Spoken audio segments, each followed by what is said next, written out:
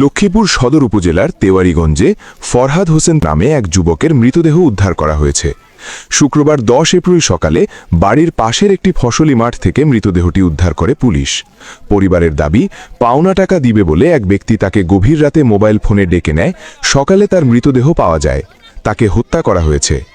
নিহত ফরহাদ সদর উপজেলার তেওয়ারীগঞ্জ ইউনিয়নের ৮ নম্বর ওয়ার্ডের পূর্ব চরমনসা গ্রামের মোহাম্মদ দিদার হোসেনের ছেলে। সে পেশায় অটোরিকশা চালক ছিলেন। এক সন্তানের জনক তিনি। হত্যাকারীরা তার ডান চোখ উপড়ে ফেলে। ফরহাদের স্ত্রী নার্গিস বেগম জানান, পাওনা টাকা দিবে বলে বৃহস্পতিবার দিবাগত রাত 2টার দিকে এক ব্যক্তি তাকে ফোন করে বাড়ি থেকে ডেকে নেয়। রাতে আর বাড়ি ফেরেনি। পরদিন ভোরবেলা ফোনে কল দিলে বন্ধ পাওয়া যায়।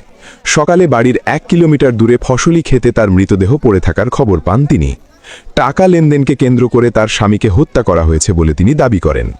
দেখি এখানে মানে মরাল আছে পড়েছে রিক্সা বিক্রি চালাইতো বুঝতে পারছেন। এখন আর দেখি সব উঠে আলেছে।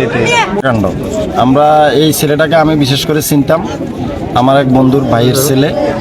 আমি ছেলেটাকে ভালো করে চিনি। ছেলেটা অটো চালায়, পরিশ্রম করে, কিন্তু এইভাবে একটা এই নির্জন জায়গায় নিয়ে আসি এইভাবে হত্যা করা, এটা তো মানুষের কাজ না, একটা অমানসিক, মানে মানবতা বলতে এখানে কিছুই নেই। আমরা যার গতকালকে আবার এই একটা ছেলে এখানে রিক্সা চালক, সেও এইভাবে একটা মার্ডার হয়। আমরা খবর শুনি এখানে এসেছি।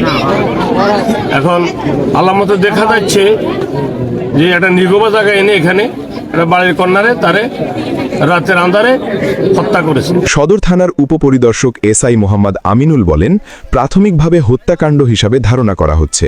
মৃতদেহ উদ্ধার করে মর্গে পাঠানো হবে। এ বিষয়ে আইনগত ব্যবস্থা নেওয়া হচ্ছে।